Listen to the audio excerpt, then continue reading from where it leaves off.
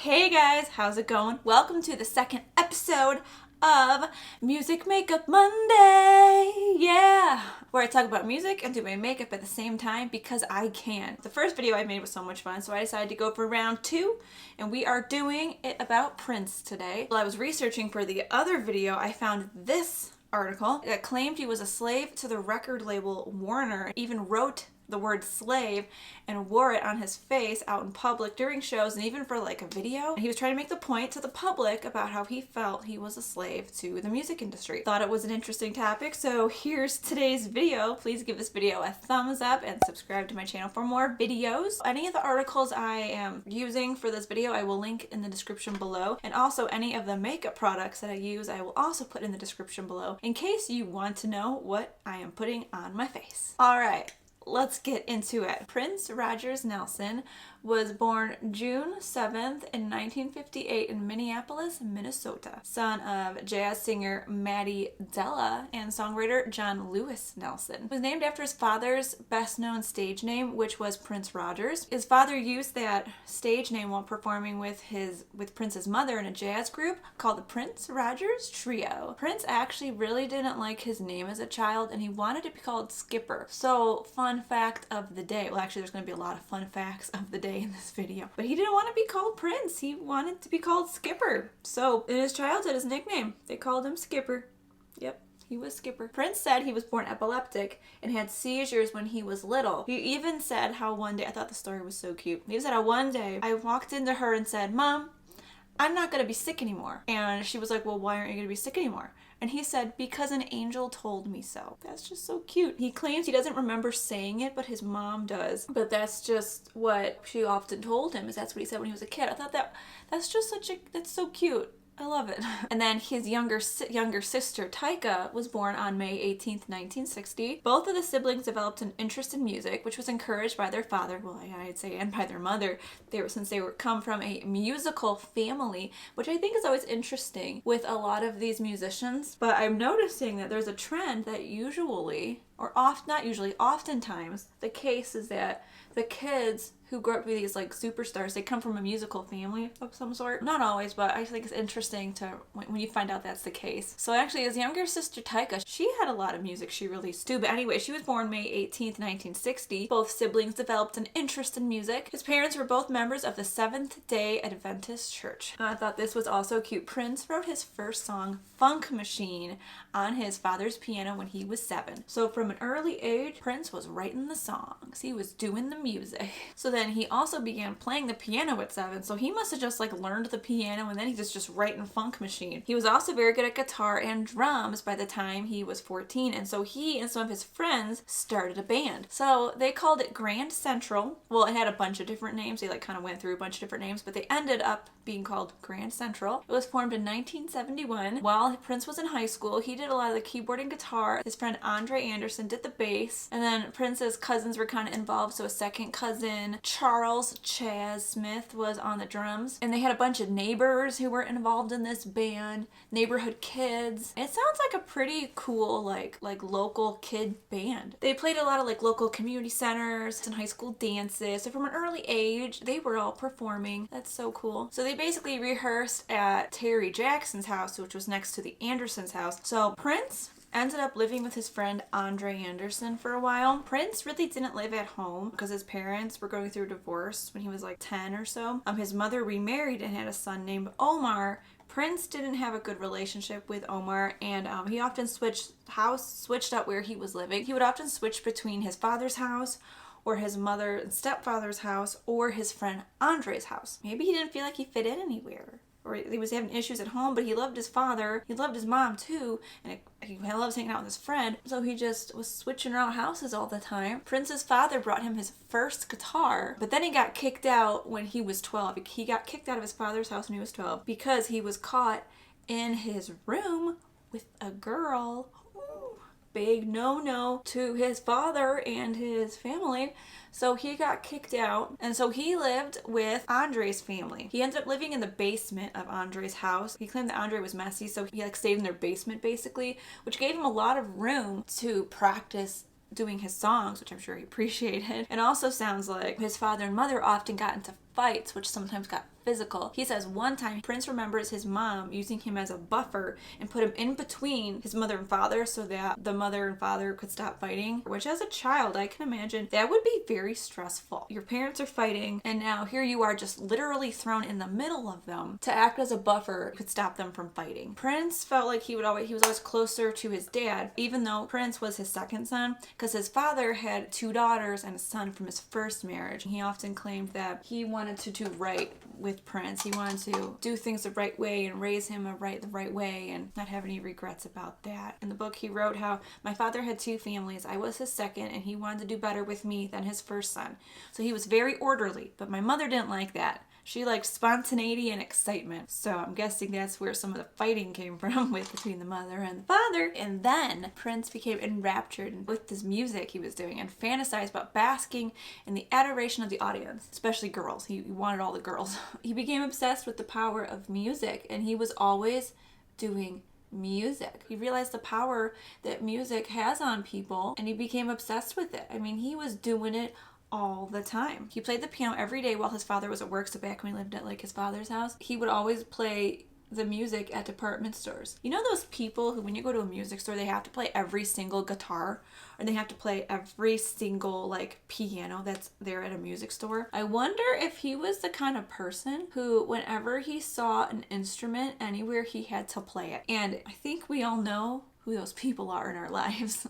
But anyway, for him that led to a pattern of withdrawal from the world and he would retreat into the music. The music was his safe haven. I mean, to be fair, his home life was a little crazy and stressful. And then he lived with his friend. And so he was probably really stressed and about life. And he loved that the power that music gave him. It was comforting. I mean, you know how music makes you feel. With his difficult family life, I mean, it all makes sense as to why he would retreat into the music. Because of the breakup of his parents' relationship. And then also his father. There was some physical abuse that was going on in the family. And then also he was often teased by his classmates because he was only 5'2". So between all the things in his life going on, he retreated into music. And I mean, you can't blame him. That's when he was often bouncing around like relatives and friends' houses. And then that's when he started hanging out with his friend Andre and he stayed there, Andre Anderson. And so his mom, Bernadette Anderson, took him in even though she had 6 children of her own. I mean, she basically raised him through his whole adolescence. Then at this point, that's when he realized or then decided he needed space to work on music and he needed a space of his own. So he moved into the basement. He could just play music all the time and do what he loved. This is where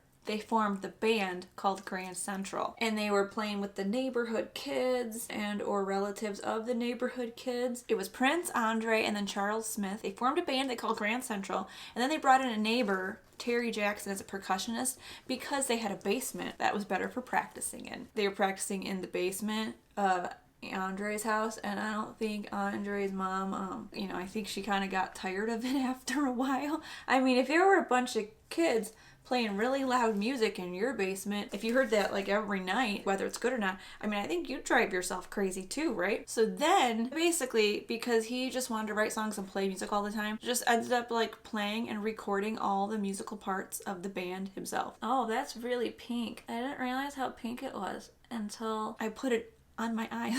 So because he was always writing songs and playing music all the time, he ended up recording like all the musical parts himself. So Prince, Andre, and then Morris Day, who was another member in their band, because they had like members that it sounds like would come in the band and then leave the band. Honestly, it just sounded like they were a bunch of neighborhood kids who were like, you want to play in a band? Okay. And then they all played, and then sometimes some kids were like, nah, I don't want to play. And then some kids were like, yeah, I want to play. So that's basically what it sounded like. So there were a lot of people coming in and out of this band, this kids band, from what I'm reading. And they recorded some songs at ASI Studio in early 1976. So they were recording like when they were kids. Super cool recording their songs. They wrote themselves, which I think is awesome. And the band evolved into Champagne, which was sometimes spelled like the way you would normally spell the word champagne, or it would be like with an S, champagne. which is kind of cool. And then Prince and Terry Jackson left the band at that time. The Champagne Band disbanded in 1978. Also, not only was he a very excellent musician, he also played sports and he took dance classes. So I thought that was really cool. He attended Minneapolis's Bryant Junior High and then Central High School. He played football, basketball, and baseball. He played on Central's basketball team and continued to play basketball for fun as an adult. He was trained in classical ballet at the Minnesota Dance Theater through the Urban Arts program of the Minneapolis public schools. And then he grew to become an advocate for dancers. It's actually cool because there's an article how he liked Misty Copeland. He actually had her in some of his videos. And he was a strong advocate for ballet, and it just kind of sounds like for dancers in general, but I think he had a big heart for ballet. And he actually used his wealth, like later on, this is like in the 90s, so we're skipping ahead a little bit, to help the Joffrey Ballet in Chicago.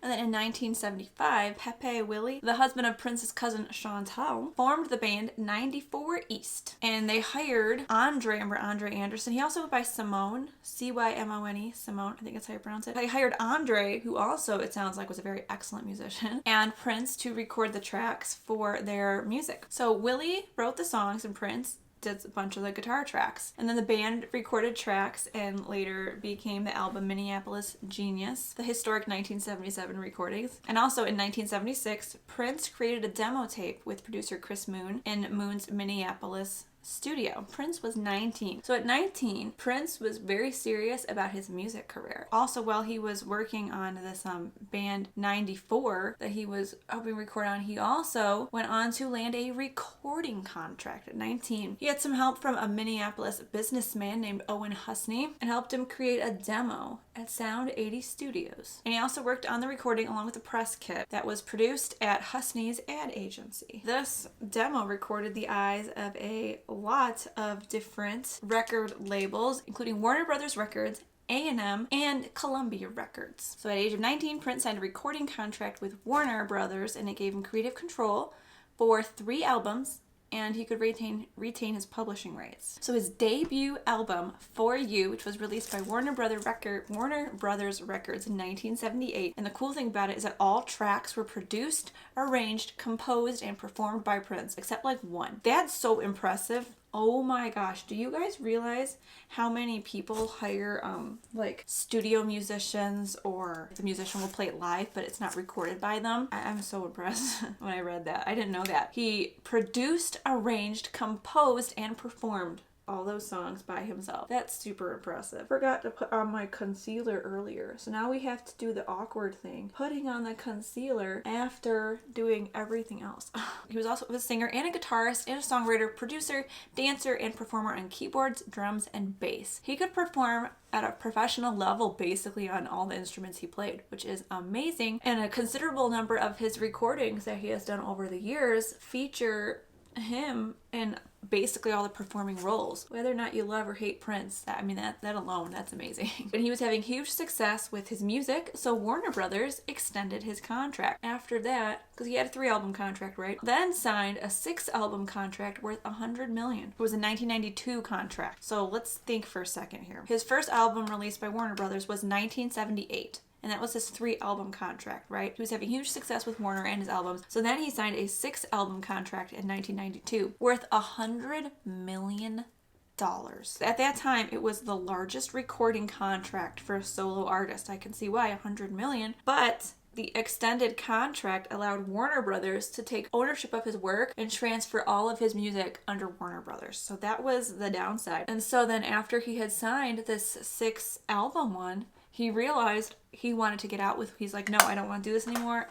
Warner Brothers set me free. And they were like, no. He completed the 6-album deal just so that he could finish all the albums and be done with it. He also said, they are what they are, and I am what I am. And eventually I realized that those two systems aren't going to work together. The deeper you get into that well, the darker it becomes. So it sounds like things weren't going too well. So he was just trying to complete all these albums. And he was even at one point releasing like 2 albums in a year, just because he just wanted to finish up his record deal and be like, here, I'm doing all your 6 albums. And that's not what the record label wanted him to do. They wanted him to like pace himself, maybe do like, a record or do an album or record a year, pace himself, see how things do in the market, take their time. And Prince was like, nope, I want that now. So he was just making all these albums. It was going crazy. So then his 6th studio album, which was Purple Rain, Purple Rain, that song. His album spent 24 consecutive weeks at number 1 on the Billboard 200 chart. It spawned 2 hit singles, the When Doves Cry and Let's Go Crazy, won the Grammy Award for Best Rock Performance, and sold 13 million copies. And also the album Purple Rain and the film Purple Rain launched him into international stardom. I mean, who doesn't know the song Purple Rain? We don't know what the song Purple Rain is. I don't know how you made it this far in pop culture. Then at some point, because he got so upset with Warner, so then at one point he changed his name to an unpronounceable glyph, which looked like this, which is actually funny. I bought this makeup product because there was a sale, and I bought it just because I wanted to try it. So now I have the symbol. I don't even have to explain it. This is what it is. Here's his symbol. So the public would just call him Symbol, because they wouldn't call him Prince, because Prince's name was owned by the label, which is kind of a bummer because that's his name he was born with. His name was Prince. That's his first name. And because of the label taking complete ownership of basically everything, they owned his name. So in a way to kind of move away from Warner, because he was pissed with Warner, he was so upset with Warner, he changed his name to this. Was this is my name, call me this. There's not really a name for this. Prince's symbol was used as a tool for contract negotiations with his label. According to the Rolling Stone, the label wanted Prince to slow his pace, because remember how I was saying how he was releasing 2 albums in a year? He was just writing all these songs all the time. Well, the label didn't appreciate that. They wanted him to slow things down. So, you release an album or a record into the market, they have time to market it, to basically sell it to people. Usually you need a certain amount of time in between albums so that people have time to kind of ruminate on the album you just produced before you send out another one into the market. They were afraid he was going to flood the market. He was like, no, I'm not doing that. So he increased his pace, and that's when he was releasing 2 albums in a year, which was not an uncommon thing for him, but it's not common for other people. In the case of 2004, he released 3 albums in a year. He was working overtime just to get out of this record label contract. That's what it sounds like to me. And then the title of the first album in this new wave of all his albums he was working on, that's the one with the unpronounceable symbol. That. He officially then changed his name to that symbol. According to Rolling Stone again, Prince employed this symbol largely to mess with Warner Brothers because it was difficult to reproduce. So instead of writing the word Prince, which you could easily type up on a computer, when they sent out a mass mailing of floppy disks, because floppy disks were a thing back then, containing a whole new font, because you couldn't just type out that symbol on your computer. So he was purposely making things as difficult for Warner as possible, because I'm sure that costs a lot of money too, all those mass mailings. And some people didn't even try with that symbol, so they referred to him as the artist formerly known as Prince, or even the artist, or they would do TAFKAP, the artist formerly known as Prince. And that's what they did because they didn't have the symbols for that. Since then, it's been copyrighted as the symbol is Love Symbol number 2, and the album has been widely known as the Love Symbol album. And so the symbol derives from a combination of the symbols of both male and female. Supposedly, this symbol entered his consciousness during meditation. So to him, it had a much deeper meaning. It wasn't just a negotiating tool. He saw it as, being an artist. It was his meditative symbol. Back to how he said the name that his mother gave him, Prince, Warner Brothers took the name, trademarked it, and used it as the main marketing tool to promote all the music that I wrote. The company owns the name Prince. I merely became a pawn used to produce more money for Warner Brothers. His name no longer belonged to him. It was a branding tool owned by the label, and that he himself was being owned by the label. His name was owned by the label. All of his creative music and content was owned by the label. Everything was just owned by the label. And then the symbol also meant so much to him that he still continued to use it after he did change his stage name back to Prince. He still used that symbol. It was a big deal to him. He did that in 2000 when his contract with Warner Brothers finally expired, so that's when he changed his name back to Prince, when that contract expired. But the love symbol is so iconic. so iconic that he just kept using it in, his jewelry, his album artwork, his guitar. That symbol was basically everywhere. I mean, that's how people knew him for the longest time, is by that symbol. So it was, he kept that symbol going. So that's also around the same time. That's when Prince accused Warner of treating him like a slave. So that's when he went out in public with slave written across his face. He did it in a video for Dolphin, a few live shows, and even then the 1995 Brit Awards. He just wanted to make it known to the public how he felt like a slave. The music industry treated him like a slave. Warner Brothers treated him like a slave. Another quote he told Rolling Stone in 1996 was, "If I can't do what I want to do, who am I? When you stop a man from dreaming, he becomes a slave. That's where I was. I don't own Prince's music. If you don't own your masters, your master owns you." He tried to buy his masters back from Warner Brothers after signing the extended contract in 1992, but they wouldn't let him, saying that he would need to re-record all of his music to gain back his own work. So Warner ended its distribution deal with Prince's label Paisley Park Records. So Prince launched Paisley Park Records. Warner ended its distribution deal with Prince's label Paisley Park Records, which he launched another label, NPG Records. He was just launching labels. His goal, take control of his work, which is why he started a new label. He had a new deal with EMI Records, allowing him to put out an album when he was ready instead of demands.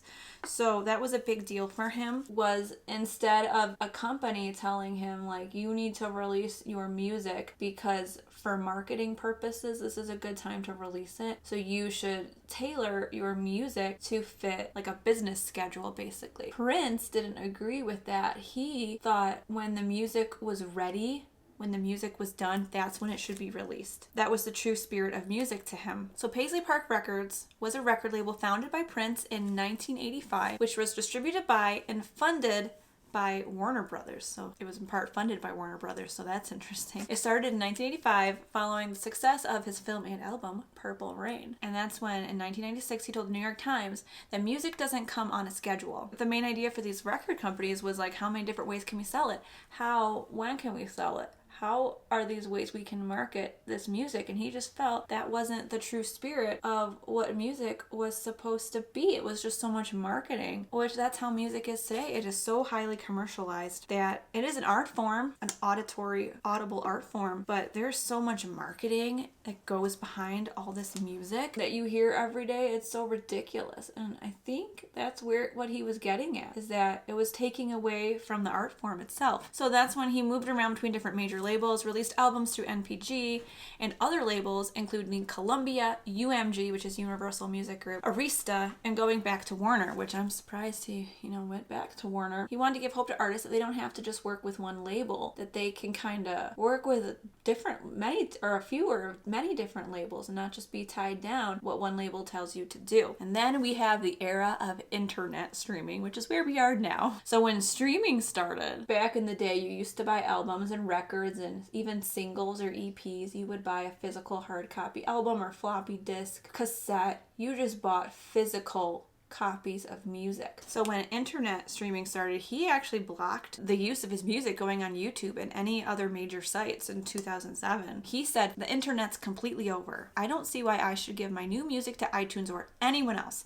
They won't pay me in advance for it, and they get angry when they can't get it." Music that's on internet streaming sites, so little of it goes to the artists. Most of it goes to these big internet streaming sites, and so they take all the money and the artists get basically nothing. You just put it out there and you get what you get. These companies are making millions and billions of dollars off of you. He didn't think that was right. As an artist, he should be getting more money. The internet's like MTV. At one time, MTV was hip and suddenly it became outdated. Anyway, all these computers and digital gadgets are no good. They just fill your head with numbers and that can't be good for you. And he later clarified, he meant that the internet was over for anyone who wants to be paid, like get a decent amount of money back for what your investment in music was, what your music was. And that's so true. Oh my gosh, so true. So then by 2010, Prince was, of course, because he often has been, ahead of his time. The internet isn't over, but it was clear that by the time he was talking about this,